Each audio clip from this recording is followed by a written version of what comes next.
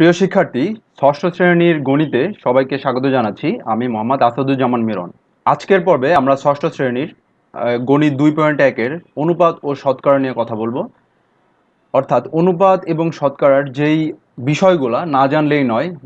অনুপাতের তোমার অনুশীলনীর প্রশ্ন প্লাস সৃজনশীল তোমার যদি ভালো করতে হয় এবং এমসিকিউতে যদি খুব ভালো করতে চাও, তাহলে এই অনুপাতের এই বেসিক বিষয়গুলো তোমার অবশ্যই অবশ্যই লাগবে। এই বেসিক বিষয় না থাকলে তুমি কোনোভাবেই এই অধ্যায়টি পারবে না। পাশাপাশি তোমাদের বলে রাখি, অনুপাত এবং শতকরা আমাদের কিন্তু ক্লাস ষষ্ঠ শ্রেণীতেই শুধু আসে না, এগুলো যত ধরনের প্রতিযোগিতামূলক পরীক্ষা থাকে এই প্রতিযোগিতামূলক পরীক্ষাগুলোতেও এই অনুপাত বিশ্লেষণ আসে। অনুপাত এবং শতকরা থেকে ম্যাথ আসে।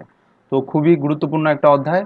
খুব মনোযোগ সহকারে সবাই দেখবা। যদি একটা জিনিস বুঝতে সমস্যা হয় বারবার দেখবা, আশা করি প্রবলেম থাকবে না। তারপরে যদি সমস্যা থাকে ডেসক্রিপশনে আমাদের লিঙ্ক দেওয়া থাকবে, ওয়েবসাইটে বিভিন্ন ধরনের কুইজ দেওয়া থাকবে, ওয়েবসাইটের লিঙ্ক এবং অন্যান্য বিষয়গুলো ডেসক্রিপশনে দেওয়া থাকবে, তোমরা দেখে নিবা। চলো শুরু করি। প্রথমে আমরা জানবো যে অনুপাত বিষয়টা কি। অনুপাত বিষয়টি বুঝতে গেলে আমরা একটি উদাহরণ দেখি। দৈনন্দিন জীবনে আমরা প্রায় কোনো না কোনো জিনিসের তুলনা করে থাকি। যেমন নাবিলের উচ্চতা হচ্ছে 150 সেন্টিমিটার এবং তার বোনের উচ্চতা 140 সেন্টিমিটার। তাহলে আমরা বলতে পারি নাবিলের উচ্চতা তার বোনের উচ্চতার চাইতে 10 সেন্টিমিটার বেশি। তো তুলনা বিষয়টি আমাদের লাইফে প্রতিনিয়তই ব্যবহৃত হয়। তো অনুপাত বিষয়টি হচ্ছে কি? অনুপাত হচ্ছে ভাগের সাহায্যে তুলনা করা। অনুপাত হচ্ছে ভাগের সাহায্যে তুলনা করা। একটি রাশি আর একটি রাশি থেকে কত গুণ বড় তা ভাগের সাহায্যে তুলনা করাই হচ্ছে অনুপাত। একটি রাশি আর একটি রাশি থেকে কত গুণ বড় তা ভাগের সাহায্যে তুলনা করাই হচ্ছে অনুপাত।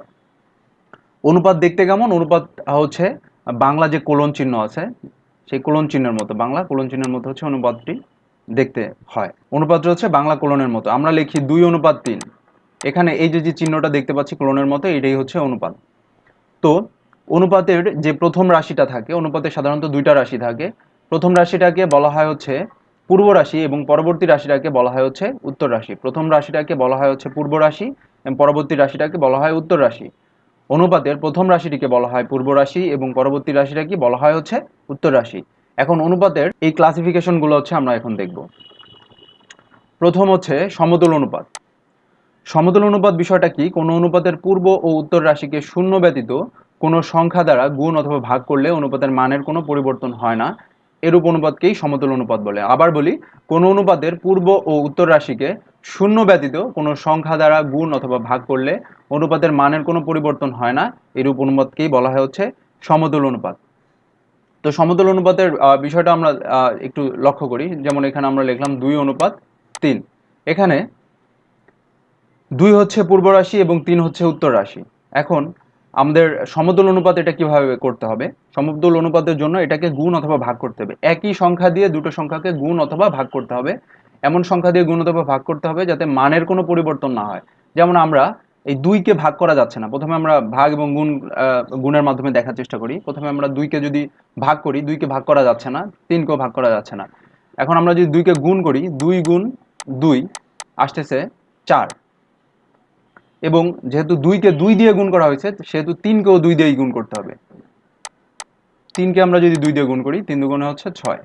এখন আমাদের অনুপাতটা দাঁড়ালো 4:6। এই 4:6 হচ্ছে সমতুল অনুপাত। অর্থাৎ যেটাকে গুণ অথবা ভাগ করলে মানের কোনো পরিবর্তন হয় না। একই সংখ্যা দিয়ে দুটোকে গুণ অথবা ভাগ করতে হবে। মানের পরিবর্তন কিভাবে হলো না? কারণ আমরা যদি আবার 2 দিয়ে এটাকে ভাগ করি, তাহলে 2 দুগুণে 4 আর 3 দুগুণে 6। আমরা কিন্তু আগের 2:3 পেয়ে গেছি। সো আবার বলি, সেটা হচ্ছে সমতুল অনুপাত হচ্ছে কি? সমতুল অনুপাত হচ্ছে পূর্ব এবং উত্তর রাশিকে শূন্য ছাড়া যে কোনো সংখ্যা দিয়ে গুণ বা ভাগ করলে তার মানের কোনো রূপ পরিবর্তন হবে না, এরূপ অনুপাতই হচ্ছে সমতুল অনুপাত। সরল অনুপাত সাধারণত যে কোনো অনুপাত নর্মালি যে অবস্থায় থাকে ওটাই হচ্ছে সরল অনুপাত। যেমন এখানে আমরা 2:3 লিখলাম, এটাই একটা সরল অনুপাত। অর্থাৎ যার পূর্ব রাশি এবং উত্তর রাশি থাকবে সেটাই হচ্ছে সরল অনুপাত। অনুপাতে দুইটি রাশি থাকলে তাকে সরল অনুপাত বলে। সরল অনুপাতের পূর্ব রাশি বা প্রথম রাশিকে বলা হয় হচ্ছে পূর্ব রাশি এবং দ্বিতীয় রাশিকে বলা হয় হচ্ছে উত্তর রাশি। এখন দেখব লঘু অনুপাত। সরল অনুপাতের পূর্ব রাশি উত্তর রাশি থেকে ছোট হলে তাকে লঘু অনুপাত বলে। সরল অনুপাতের পূর্ব রাশি উত্তর রাশি থেকে ছোট হলে তাকে লঘু অনুপাত বলে। যেমন 3:5। আমরা এখানে লিখলাম 3:5। এখানে কি বলা হয়েছে? পূর্ব রাশি যদি উত্তর রাশি থেকে ছোট হয়, তো এখানে পূর্ব রাশি হচ্ছে 3 আর উত্তর রাশি হচ্ছে 5। তো পূর্ব রাশি কিন্তু উত্তর রাশি থেকে ছোট, সো এটা হচ্ছে লঘু অনুপাত। গুরু অনুপাত। গুরু অনুপাত কি? কোনো সরল অনুপাতের পূর্ব রাশি উত্তর রাশি থেকে বড় হলে তাকে হচ্ছে গুরু অনুপাত বলে। যেমন 5:3। এখানে 5:3 আমরা লিখলাম। এখন কি বলা হয়েছে সংজ্ঞায়? সংজ্ঞায় বলা হয়েছে যে পূর্ব রাশি যদি উত্তর রাশি থেকে বড় হয়, এখানে পূর্ব রাশি 5, উত্তর রাশি হচ্ছে 3।